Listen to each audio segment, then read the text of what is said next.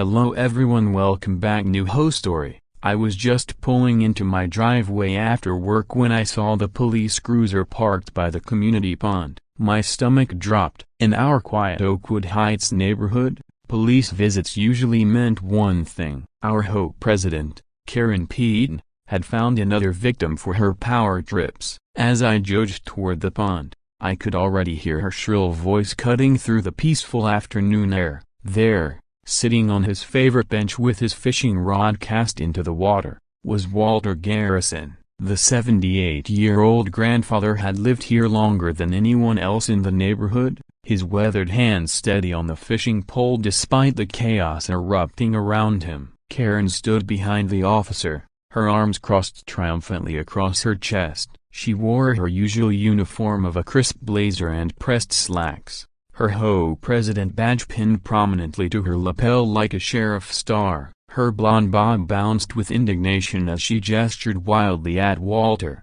The officer looked uncomfortable, shifting his weight as he spoke to Walter. But what happened next would cost our HOA control over $2 million worth of waterfront property. Let me back up and explain how we got here. Walter Garrison moved to Oakwood Heights in 1992, back when this area was mostly farmland, and the pond was just a quiet fishing spot locals had used for generations. His modest ranch house sat on 3 acres, with the pond marking the eastern boundary of his property. Every morning for over 30 years, Walter would walk down to that pond with his tackle box and spend a few peaceful hours fishing. Karen Peaton arrived 2 years ago, purchasing the McMansion at the top of Hillrest Drive. Within 6 months, she'd maneuvered her way onto the HOA board. Within a year, she was president, and from day one of her reign, she made it her mission to transform Oakwood Heights into what she called a premier residential community.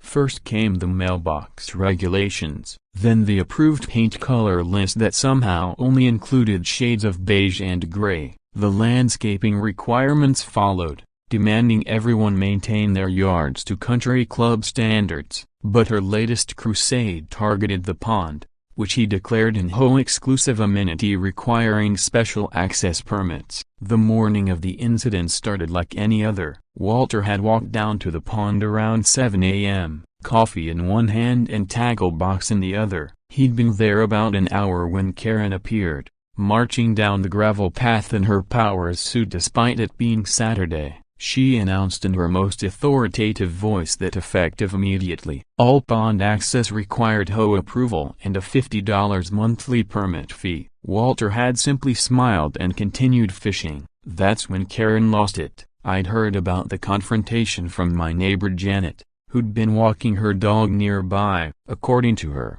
Karen had stood directly behind Walter, reading from the HOA bylaws in an increasingly hostile tone. When Walter didn't respond, she'd threatened to have him trespassed. When he still didn't move, she'd pulled out her phone and dialed 911. By the time I reached the pond, half the neighborhood had gathered. Everyone knew Walter and, more importantly, everyone was sick of Karen's tyranny. We formed a semicircle around the scene, phones out, recording everything. The officer, a young guy who looked fresh out of the academy, was trying to mediate. He spoke calmly to Walter, asking if he lived in the neighborhood. Walter nodded and pointed to his house, visible through the trees. The officer then turned to Karen, asking her to explain the situation. Karen launched into a rehearsed speech about HOA regulations and property rights. She waved a manila folder containing what she claimed were the official documents proving the HOA owned the pond and surrounding land. Her voice grew more confident with each word, especially when she mentioned the estimated $2 million value of the waterfront property. The officer examined the papers, his brow furrowing, then he asked Walter if he had any documentation of his own. Walter reached into his tackle box and pulled out a weathered envelope. Inside was a deed from 1992. That's when things got interesting. The officer studied the deed, then made a phone call. We all waited in tense silence as he spoke to someone at the county records office. Karen tapped her foot impatiently, shooting smug glances at the crowd as if to say, "This is what happens when you challenge my authority." 3 minutes. That's all it took for the county clerk to pull the records and deliver news that would change everything. The officer ended his call and cleared his throat. His next words made Karen's face go from triumphant to confused to absolutely horrified. According to the county records, the pond and a 50-foot easement around it had never been legally transferred to the HOA. A clerical error during the community's incorporation had left it under a public trust with specific access rights tied to Walter's original deed. Not only was Walter allowed to fish there, but he might be the only resident with formally documented access rights. The HOA had been enforcing rules on land it didn't actually control. Karen sputtered, her face turning various shades of red as she demanded to speak to the officer's supervisor. But the damage was done. Word spread through the crowd like wildfire. People started pulling up the HOA website on their phones, looking at all the pond-related fees and fines that have been collected over the years. Someone shouted a question about whether they could get their permit fees refunded. Another asked about the HOA's authority to issue fines for pond violations. The questions came faster and faster,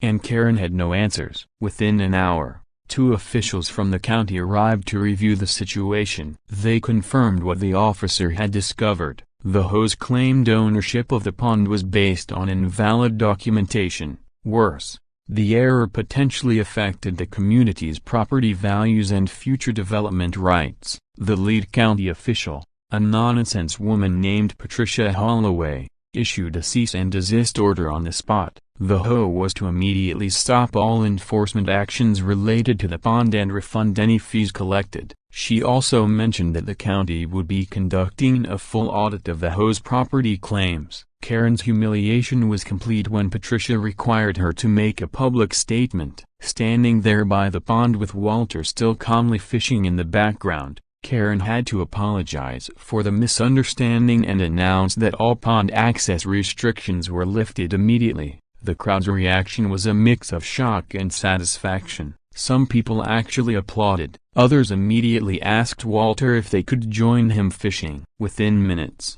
the oppressive atmosphere Karen had cultivated began to dissolve. I learned later that evening what happened in the emergency HOA board meeting. 3 board members resigned on the spot, distancing themselves from what they called Karen's reckless leadership.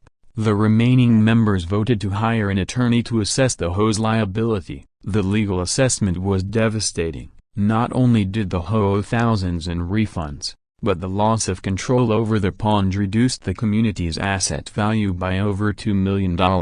The HOA's insurance company launched an investigation into whether Karen's actions constituted negligence. But the story doesn't end with just the pond revelation. See, Walter had tried to warn Karen months earlier. He'd approached her after one of her first board meetings, holding the same envelope he'd shown the officer. He'd explained the easement situation calmly, even offered to show her the county records. But Karen had dismissed him with a wave of her manicured hand, telling him that old-timers like him needed to accept that things change. The truth was, Walter's family had owned the original farm that Oakwood Heights was built on. When developers bought the land in the 1980s, Walter's father had negotiated specific terms. The pond would remain accessible to the public with his family retaining permanent fishing rights. It was all there in black and white, filed with the county, never properly transferred when the HOA formed. Karen's downfall accelerated when the local news picked up the story. The headline read, "HOA President Calls Cops on Elderly Veteran, Loses $2 million Asset." Yes, Walter was also a Vietnam veteran, a detail Karen would have known if she'd ever bothered to have a conversation with him instead of just issuing orders. The insurance company's investigation revealed more troubling details. Karen had been sending cease and desist letters to residents about pond usage, threatening legal action she had no authority to pursue. She'd collected over $15,000 in pond permit fees that now had to be refunded with interest. Worse, she'd convinced the board to take out a loan for pond improvements, using the property as collateral for something the HOA didn't even own. The state attorney general's office got involved when several residents filed formal complaints. They discovered Karen had been listing the pond as an HOA asset on loan applications and community marketing materials, potentially committing fraud. Her real estate license, which she'd used to boost her credibility as HOA president, came under review. The final blow came during the special community meeting the following week. Residents packed the clubhouse, demanding accountability. The atmosphere was electric, with years of suppressed frustration finally finding voice. When the board treasurer revealed the full financial impact, not just the $2 million in lost assets, but another $800,000 in potential legal liabilities, gasps echoed through the room. Karen tried to defend herself, claiming she'd acted in good faith based on previous board documentation. But when residents started listing her various power trips and arbitrary fines, her support evaporated. Someone mentioned the widow she'd fined $500 for having the wrong shade of beige on her mailbox. Another brought up the disabled veteran she'd threatened to sue over his wheelchair ramp.